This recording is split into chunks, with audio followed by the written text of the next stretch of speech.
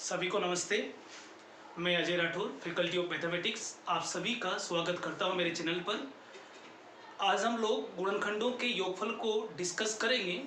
अगर आप लोगों ने इससे पहले वाला वीडियो नहीं देखा है तो मैं आप लोगों को पहले बता दूं कि आप लोग इससे पहले वाला वीडियो एक बार देख लीजिएगा, ताकि आप लोगों को गुणनखंडों की संख्या और गुणनखंडों अभाज्य गुणनखंडों की संख्या के बारे में पता चल जाए। ये आप लोगों का गुणनखंड से संबंधित दूसरा वीडियो है जिसमें हम लोग गुणनखंडों का योगफल डिस्कस करेंगे। मैं फिर रिपीट कर रहा हूं मेरे स्टेटमेंट को। दोस्तों, अगर आप लोगों ने इससे पहले वाला वीडियो नहीं देखा है तो एक बार इससे पहले वाला वीडियो देख लीजिएगा, ताकि आप लोगों को गुणनखंडों की संख्या और अभाज्य गुणनखंडों की संख्या के बारे में पता चल जाए। चलो डिस्कस करते हैं। पहला क्वेश्चन हम लोग डिस्कस करते हैं। इसी क्वेश्चन के अंदर मैं आपको समझा दूंगा कि किस तरह से इस क्वेश्चन को सोल्व किया जाएगा।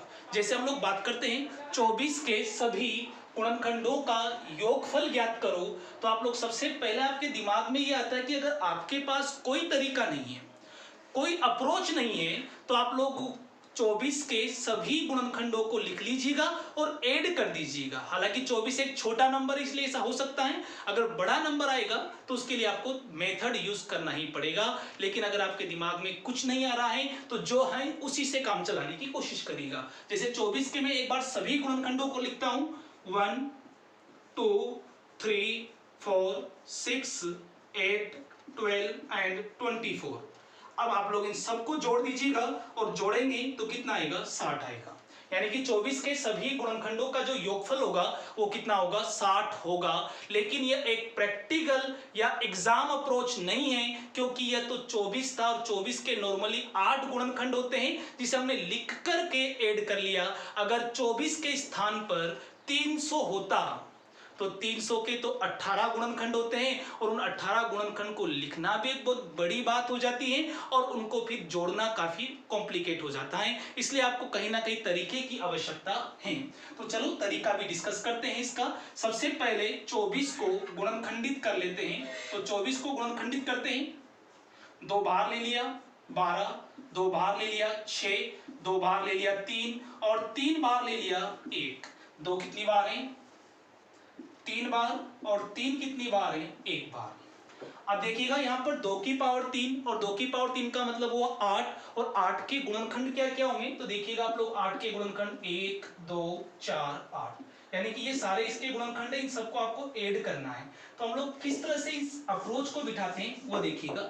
2 की पावर 3 है तो इसे आप लोग 0 से स्टार्ट करिएगा। 2 की पावर 0, 2 की पावर 1, 2 की पावर 2, 2 की पावर 3। 0 से स्टार्ट करना है, 3 की पावर 0 और 3 की पावर 1। मैं आपको बता दूं, अगर पावर 3 है तो आपको अप टू 3 तक लिखना है। अगर पावर 4 होती तो आपको 4 तक लिखना है, और अगर आपको 5 तक दिया होता पावर में तो आपको 5 तक लिखना है। अच्छा, 2 की पावर 0 कितना होगा, 1 होगा। किसी भी संख्या की पावर अगर 0 है तो उसका मान क्या होता है, 1 होता है।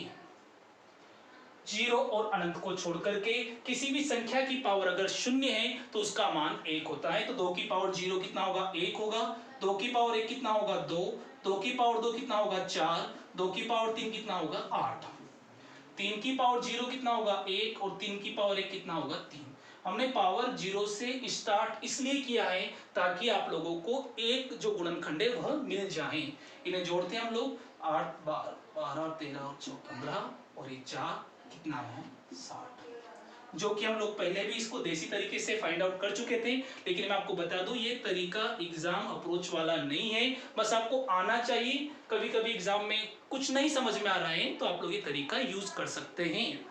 अगर मैं 300 के सभी गुणनखंडों के योगफल की बात करता तो 300 के सभी गुणनखंड लिखना काफी कॉम्प्लिकेट हो जाता, और कॉम्प्लिकेट होने के साथ साथ उन्हें जोड़ना भी थोड़ा सा कॉम्प्लिकेट हो जाता, उससे आपका टाइम ज्यादा लगता। बस एक अप्रोच थी, आप लोग यह यूज करिएगा। चलो एक और क्वेश्चन हम लोग डिस्कस करते हैं, फिर 2-4 क्वेश्चन मैं आपको दूंगा तो उन्हें आप लोग एक बार वीडियो खत्म होने के बाद सोल्व करिएगा। क्वेश्चन की टर्म्स भी बदल सकती है। देखो इस बार क्वेश्चन की लैंग्वेज किस तरह से बदलेगी वो देखिएगा। 100 के 100 के सभी धनात्मक भाजकों का योगफल ज्ञात करो।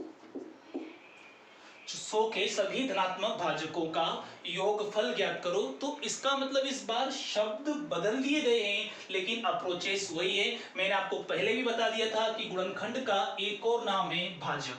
तो चलो स्टार्ट करते हैं। सबसे पहले 100 को ब्रेक करते हैं। 2 बाहर ले लिया 50, 2 बाहर ले लिया 25, 5 बाहर ले लिया और अगेन 5 बाहर ले लिया।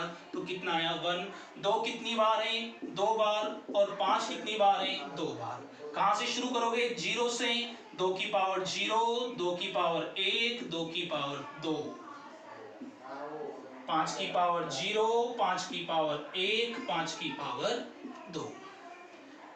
2 की पावर 0 कितना होगा 1, 2 की पावर 1 कितना होगा 2, 2 की पावर 2 कितना होगा 4, 5 की पावर 0 कितना होगा 1, 5 की पावर 1 5 और 5 की पावर 2 25। पावर याद रखना चाहिए हर बंदे को कम से कम 1 से लेकर के 10 तक की सभी संख्याओं की 4 पावर याद होनी चाहिए, ताकि आपकी स्पीड भी बढ़े। 4 और 2 6 और 1 7 इंटू 31, 25 5 30 और 31 7 7 और 7 3 21। तो इसके गुणनखंडों का जो योगफल आएगा वो कितना आएगा 217 आएगा। मैं आपको रिपीट करवा दूं, क्रम्स बदल गई इस प्रश्न में। इसमें यह पूछा गया है कि सभी धनात्मक भाजकों का योगफल क्या होगा। यह वही अप्रोच है जो आप लोगों से पहले मैंने आपसे पूछा था कि 24 के सभी गुणनखंडों का योगफल क्या होगा। और यहाँ पर यह पूछ लिया गया है कि 100 के सभी धनात्मक भाजकों का योगफल क्या होगा। कुछ क्वेश्चन मैं आप लोगों को दूंगा, वो क्वेश्चन आप लोग अपनी नोटबुक में सोल्व करिएगा वीडियो देखने के बाद। जैसे पहला प्रश्न है 300 के सभी गुणनखंडों का योगफल ज्ञात करिएगा। अगला प्रश्न 500 के सभी गुणनखंडों का योगफल ज्ञात करिएगा। और तीसरा प्रश्न 600 के सभी गुणनखंडों का योगफल ज्ञात करिएगा। इन क्वेश्चनों को एक बार आप लोग एज ए होमवर्क कर लीजिएगा, ताकि हम लोग प्रैक्टिस हो जाए। प्रैक्टिस करने से ही आप लोगों को चीजें याद रहेगी। मैं आपको रिपीट करवा दूं, पावर को कहां से स्टार्ट करोगे 0 से, और कहां तक ले चलोगे जहां तक पावर है। अगर यहां पर पावर 5 होती तो आप लोग 2 की पावर 0 प्लस 2 की पावर 1 प्लस 2 की पावर 2 प्लस 2 की पावर 3, 2 की पावर 4 प्लस 2 की पावर 5 इतना लिखना पड़ता था। थोड़ा सा पावर रिमेंबर रखिएगा, ताकि आप लोगों को ये चीजें समझ में आए। अब तक हम लोग इन 2 वीडियो के माध्यम से 3 क्वेश्चन कंप्लीट कर चुके हैं। पहला जो क्वेश्चन था आप लोगों का वह यह था कि गुणनखंडों की संख्या क्या होगी। दूसरा था अभाज्य गुणनखंडों की संख्या क्या होगी। और तीसरा जो है वह है आप लोगों का गुणनखंडों का योगफल। अब इसके बाद हम लोग अलग प्रकार के प्रश्न का डिस्कशन करते हैं, वो देखिएगा आप लोग। इन क्वेश्चनों की प्रैक्टिस करिएगा बेटा आप लोग।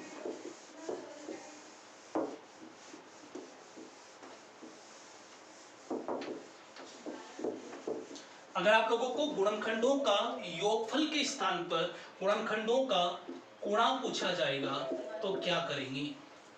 अगर आपसे गुणनखंडों का गुणा पूछा जाए तो आप लोगों को एक फॉर्मूला रिमेंबर रखना पड़ेगा। गुणनखंडों का गुणनफल बराबर जिस नंबर के आपको गुणनखंड चाहिए वह नंबर और power f divide by 2। Power f divide by 2, जहां पर f क्या है तो आपका जवाब आएगा f कुल गुणनखंडों की संख्या। 2 सेकंड में हट जाता हूं, आगे से दिख जाएगा आप लोगों को। कुल गुणनखंडों की संख्या। बेटा एक चौथा क्वेश्चन है आप लोगों का। पहले हमने योगफल डिस्कस किया था, अब हम लोग क्या डिस्कस करें गुणनखंडों का गुणनफल, प्रोडक्ट ऑफ ऑल फैक्टर्स। तो फॉर्मूला क्या होगा, संख्या 1/2, संख्या 1/2।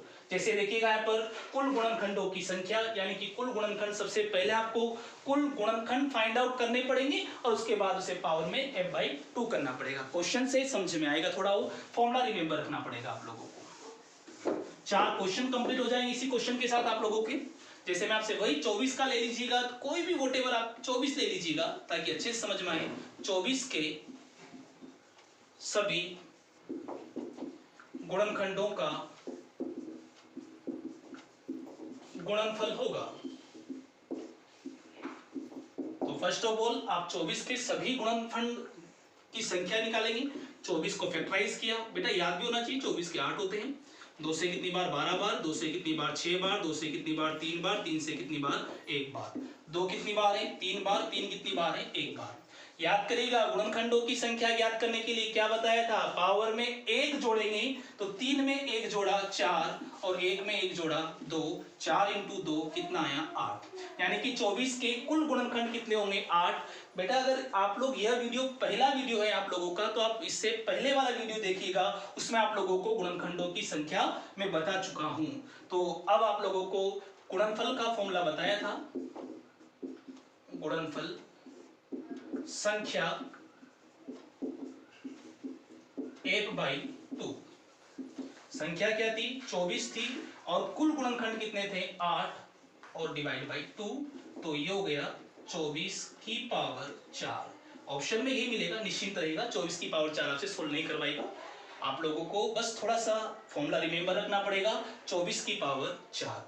बेटा हम लोगों ने इस वीडियो के माध्यम से 2 क्वेश्चनों का डिस्कस किया है, गुणनखंडों का योगफल और गुणनखंडों का गुणनफल। तीसरा जो वीडियो आएगा वो आप लोगों का सम और विषम गुणनखंडों पर आधारित होगा। एक बार अगर आपको ये वीडियो थोड़ा कम समझ में आया तो एक बार रिपीट करिएगा वीडियो को। थोड़ा सा हो सकता है कॉम्प्लिकेट लगे, लेकिन एक 0 लेवल से लेकर के हमने काफी हद तक इसको डिस्कस किया है। इस गुणनखंड नाम के चैप्टर के कम से कम 7-8 वीडियो आपके सामने आएंगे। हर अप्रोच का क्वेश्चन आप लोगों के सामने रखूंगा। Thank you very much.